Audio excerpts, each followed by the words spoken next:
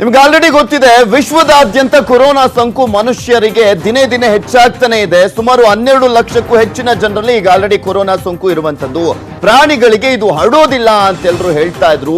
ಆದ್ರೆ ಈಗ ಮೊದಲ ಪ್ರಕರಣ ಪತ್ತೆ ಆಗಿದೆ.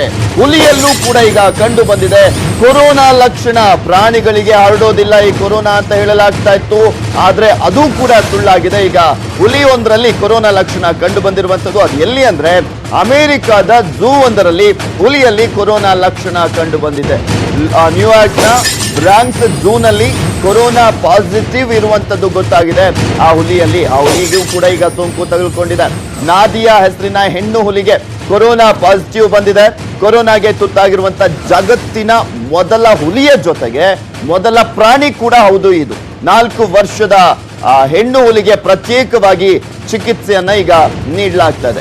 ಇದೇ ಝೂನಲ್ಲಿದ್ದಂತ 5 ಇತರೆ ಹುಲಿ ಮತ್ತು ಸಿಂಹಗಳಲ್ಲೂ ಕೂಡ ಲಕ್ಷಣ ಕಾಣಿಸಿಕೊಂಡಿದೆಯಂತೆ. ಝೂನ ಇತರೆ ಪ್ರಾಣಿಗಳಲ್ಲಿ ಸದ್ಯಕ್ಕೆ ಯಾವುದೇ ಲಕ್ಷಣಗಳು ಇಲ್ಲ. ಇದರ ಜೊತೆಗೆ ಮತ್ತೆ 5 ಬಿಟ್ರೆ ಇನ್ಯಾವುದಕ್ಕೂ ಕೂಡ ಸದ್ಯಕ್ಕೆ ಕಾಣಿಸ್ತಾ ಇಲ್ಲ. ಆದ್ರೂ ಮುಂಜಾಗ್ರತಾ ಕ್ರಮವಾಗಿ ಬ್ರಾಂಕ್ಸ್ ಝೂನಲ್ಲಿ ಕಟ್ಟೆಚ್ಚರವನ್ನ ವಹಿಸಲಾಗಿದೆ. ಯಾವ ರೀತಿಯಾಗಿ ಹಬ್ತಾ ಇದೆ ಅಂದ್ರೆ, ಈ ಒಂದು ಅಮೆರಿಕಾದಲ್ಲಿ ದಿನಕ್ಕೆ 30,000 20,000 ಈ ರೀತಿಯಾಗಿ ಪಾಸಿಟಿವ್ ಪ್ರಕರಣಗಳು ಪತ್ತೆ ಆಗ್ತಾ ಇದೆ. ಈ ವೇಗಕ್ಕೆ ಅಲ್ಲಿನ ಪ್ರಾಣಿಗಳಿಗೂ ಕೂಡ ತಗಲಾಕೊಂಡಿದೆ ಕೊರೋನಾ ಸೋಂಕು. ಇನ್ನು ಈ ಕುರಿತಂತೆ ಮಾತಾಡ್ಲಿಕ್ಕೆ ನಮ್ ಜೊತೆ ತಜ್ಞ ವೈದ್ಯರಾಗಿರುವಂತ ಶ್ರೀನಿವಾಸ್ ಮೂರ್ತಿ ಅವರು ದೂರವಾಣಿ ಸಂಪರ್ಕದಲ್ಲಿದ್ದಾರೆ. ನಮಸ್ಕಾರ ಸರ್. ನಮಸ್ಕಾರ. ನಾವ್ ಇಷ್ಟ ದಿನ ನೋಡ್ತಾ ಇದ್ವಿ, ಮನುಷ್ಯರಿಗೆ ಬಿಟ್ರೆ ಪ್ರಾಣಿಗಳಿಗೆ ತಗಲೋದಿಲ್ಲ ಈ ಒಂದು ಕೊರೋನಾ ಸೋಂಕು ಅಂತ ನೋಡ್ತಾ ಇದ್ವಿ. ಆದ್ರೆ ಈಗ ಮೊದಲ ಬಾರಿಗೆ ಫಸ್ಟ್ ಇನ್ಸಿಡೆಂಟ್ ಹುಲಿಗೆ ಈಗ ಕೊರೋನಾ ಸೋಂಕು ಪಾಸಿಟಿವ್ ಇರುವಂತದ್ದು ಗೊತ್ತಾಗ್ತಾ ಇದೆ. ಏನ್ ಹೇಳ್ತೀರಾ ಇದಕ್ಕೆ? ಖಂಡಿತವಾಗ್ಲೂ ಬಹಳ ಆತಂಕಕಾರಿಯಾದ ವಿಚಾರ ಇದು.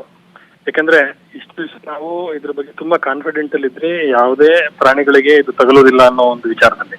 ಅಂದ್ರೆ ಸಾಕು ಪ್ರಾಣಿಗಳಿಗೆ ತಗಲೋದಿಲ್ಲ ಅನ್ನೋದು ಬಹಳ ಒಂದು ಉತ್ತಮವಾದ ವಿಚಾರವಾಗಿತ್ತು ಇಷ್ಟು ದಿವಸ.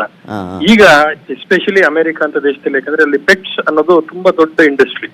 ಅಂದ್ರೆ ಈ ನಾಯಿ ಬೆಕ್ಕು ಸಾಕುವಂತದ್ದು ತುಂಬಾ ಜನಕ್ಕೆ ಇದು ಒಂದು ಹವ್ಯಾಸ.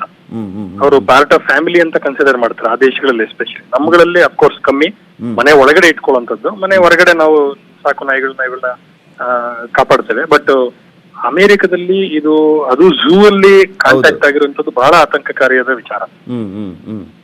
ಸೊ ಇದು ತುಂಬಾ ತಲೆ ಕೆಡಿಸ್ಕೊಳ್ಬೇಕಾಗಿರುವಂತ ವಿಚಾರ. ಯಾಕಂದ್ರೆ ಈಗಾಗ್ಲೇ ಅಮೆರಿಕದಲ್ಲಿ ಅವರು ನಿಜವಾಗ್ಲೂ ಕಟ್ಟಿ ಹಾಕಕ್ಕೆ ಆಗದೇ ಇರುವಂತ ಪರಿಸ್ಥಿತಿ 3 ಲಕ್ಷದ ಮೇಲೆ ಹೋಗಿದೆ ಪಾಸಿಟಿವ್ ಸೋಂಕಿತರ ಸಂಖ್ಯೆ. ಎಕ್ಸಾಕ್ಟ್ಲಿ. ಪ್ರತಿದಿನಕ್ಕೆ 30,000 ಪ್ಲಸ್ ಆಗ್ತಾ ಇದೆ ಅದು. 1500 ಜನ ಸಾಯ್ತಿದ್ದಾರೆ ಪ್ರತಿ ದಿವಸ. ಇದು ಬಹಳ ಆತಂಕಕಾರಿಯಾದ ವಿಚಾರ.